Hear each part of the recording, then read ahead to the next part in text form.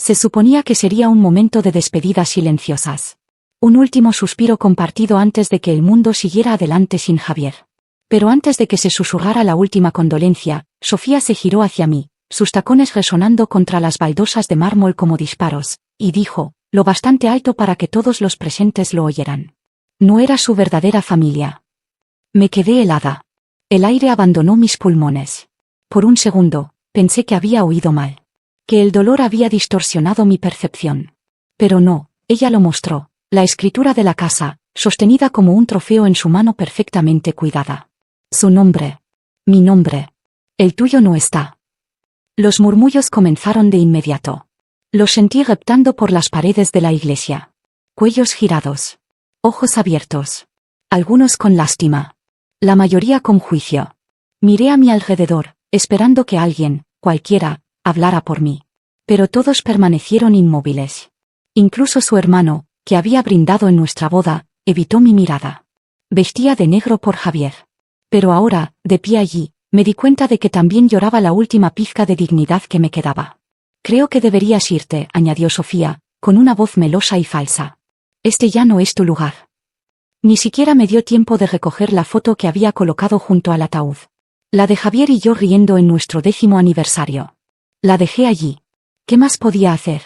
No tenía derechos legales, ningún testamento en la mano, ni energía para discutir con una mujer que había esperado años para destruirme. Salí al frío sin abrigo. El cielo estaba gris. Mis tacones resonaron contra el pavimento, más fuertes que el silencio a mis espaldas. Entré en esa iglesia como una viuda en duelo. Salí como un fantasma.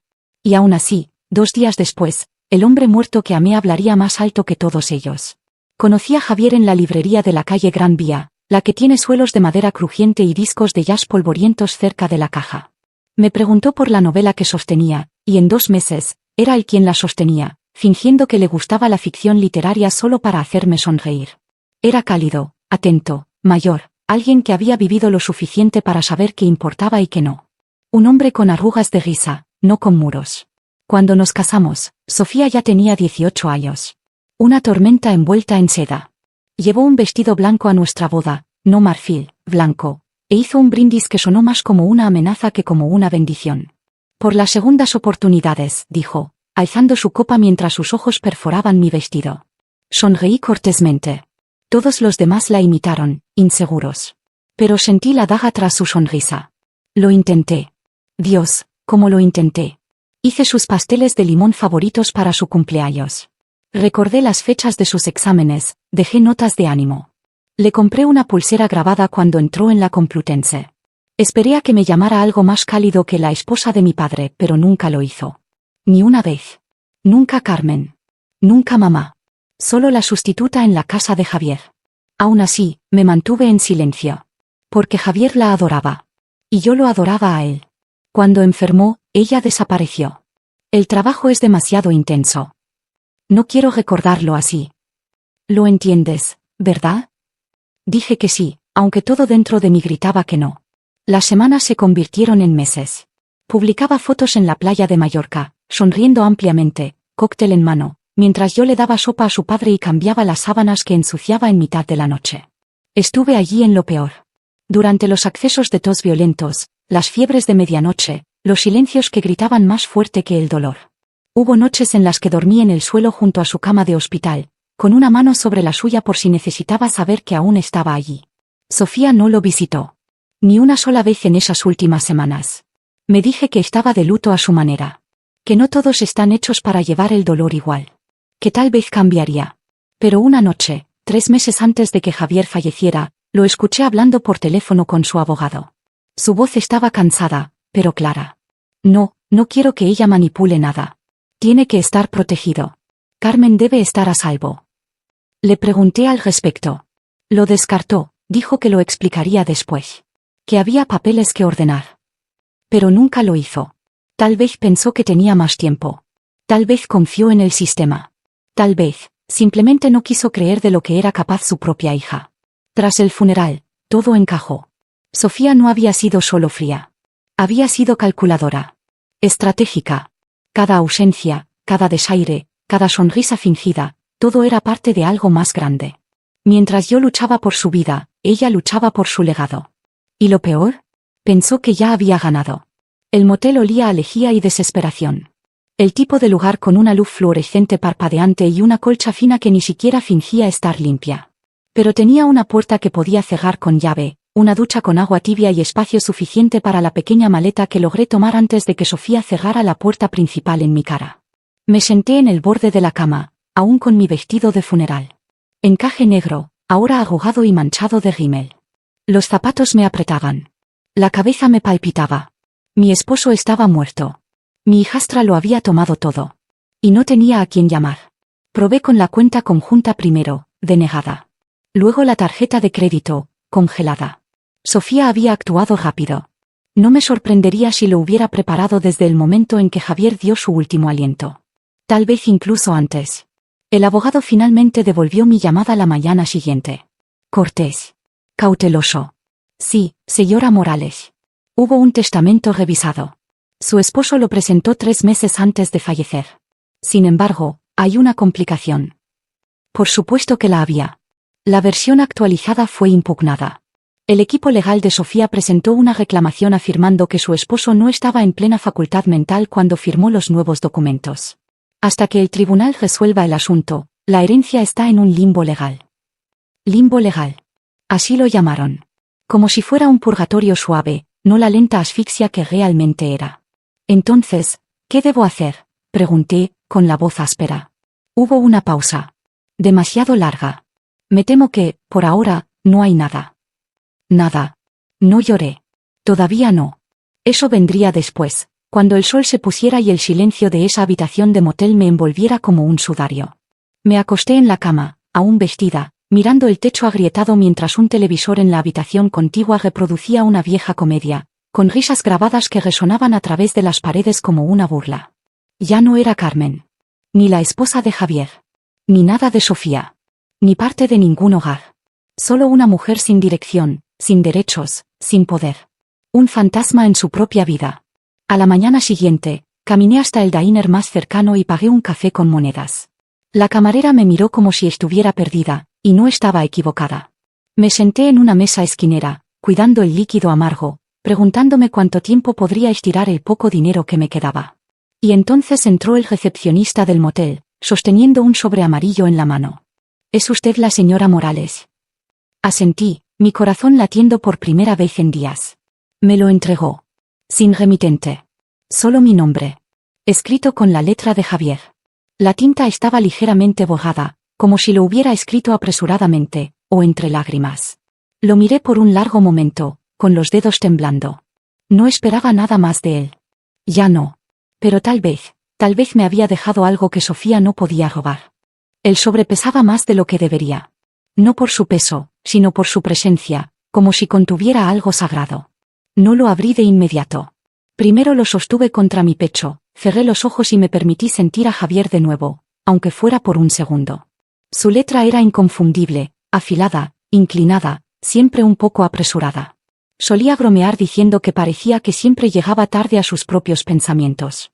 Cuando finalmente deslicé mi dedo bajo el sello, casi esperaba que saliera polvo, como si estuviera abriendo una tumba. Dentro, una carta doblada, una pequeña unidad USB metida en el pliegue y una llave plateada en una delicada cadena. Los miré, temerosa de tocar nada. Temerosa de que, una vez que lo leyera, no quedara más de Javier por descubrir.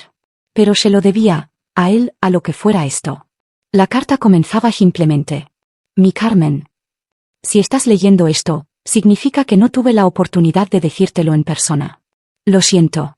Vi la rabia creciendo en Sofía. Y temí que pudiera quitarte lo que te has ganado, lo que has dado. Así que hice arreglos. Silenciosamente. Con cuidado. Encontrarás un lugar. Una casita en las colinas de La Rioja. Nada grandioso, pero es tuya. Toda tuya. La llave está adjunta. Ve allí, descansa. Cúrate. Y una vez que estés allí, mira lo que hay en el USB. Te amé. Nunca lo dije lo suficiente. Solo espero que esto lo diga mejor de lo que yo pude. No me di cuenta de que estaba llorando hasta que sentí las lágrimas empapando el pliegue del papel, emborronando ligeramente la tinta. Él lo sabía. Había visto lo que yo intenté ignorar. La dirección estaba garabateada en su habitual taquigrafía, bajo la firma que solía burlarme de él, demasiados bucles en la J. Esa noche, empaqué todo lo que me quedaba en una vieja maleta. No había mucho que llevar, solo algo de ropa, mi anillo de boda y la carta que ahora sentía más valiosa que el oro. El viaje en autobús fue largo. Vi la ciudad desvanecerse, reemplazada por un cielo abierto y caminos sinuosos. Y allí estaba, la casita. Persianas blancas. Hiedra trepando por la piedra. Una pequeña chimenea. Silenciosa y esperando. Entré. Silencio. Polvo. Pero llena de aliento. Su aliento. Pero no fue la llave lo que lo cambió todo. Fue lo que me esperaba en ese USB. Y una vez que lo conecté, la verdad comenzó a arder. La casita estaba en silencio, el tipo de silencio que pesa sobre tus hombros, denso, inmóvil. Desempaqué lentamente, dejando que mi cuerpo se pusiera al día con el hecho de que, por primera vez en días, estaba en un lugar donde no era indeseada. Donde podía exhalar. Encontré un viejo portátil que Javier había dejado guardado en un escritorio de tapa enrollable junto a la ventana. Conecté la unidad USB con dedos que temblaban más por temor que por curiosidad. Había 2 archivos. Uno etiquetado como verdad. El otro, seguro. Hice clic en verdad primero. El vídeo se abrió con un zumbido estático. La marca de tiempo en la esquina parpadeaba, 3 meses antes de su muerte. La habitación era familiar, su estudio en casa. Javier estaba en su silla, pálido, frágil, claramente medicado. Sofía estaba detrás de él, con los brazos cruzados, la voz afilada como vidrio roto. Tienes que firmarlo, papá, espetó. Ahora. Sigues diciendo que quieres cuidar de ella, pero esta es tu verdadera familia. Yo. No la mujer que reemplazó a mamá. Él parecía aturdido. Confundido. Ya firmé, comenzó, pero ella lo interrumpió. Eso fue el borrador. Esta es la versión real. Solo firma. Ya lo he rellenado todo por ti. Solo necesitas confiar en mí. Él dudó. Su mano flotó sobre la página. Sofía se inclinó, suavizó su tono lo justo para sonar cariñosa. Estás cansado. Terminemos con esto para que puedas descansar, ¿vale? Y entonces firmó. Lentamente. A regañadientes. Sentí bilis subiendo por mi garganta. Pausé el vídeo. Mis manos temblaban. Hice clic en el segundo archivo. Seguro.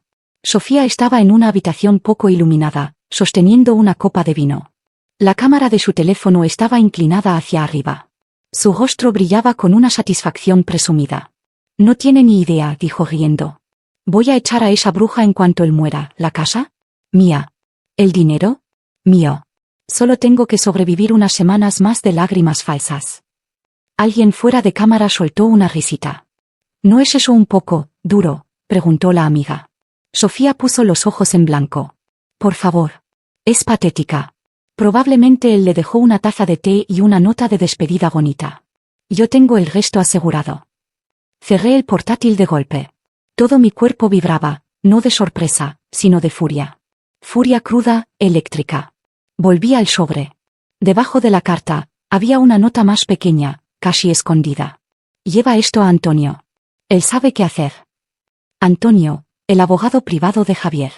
Un hombre al que solo había conocido una vez, brevemente, en una cena benéfica hace años.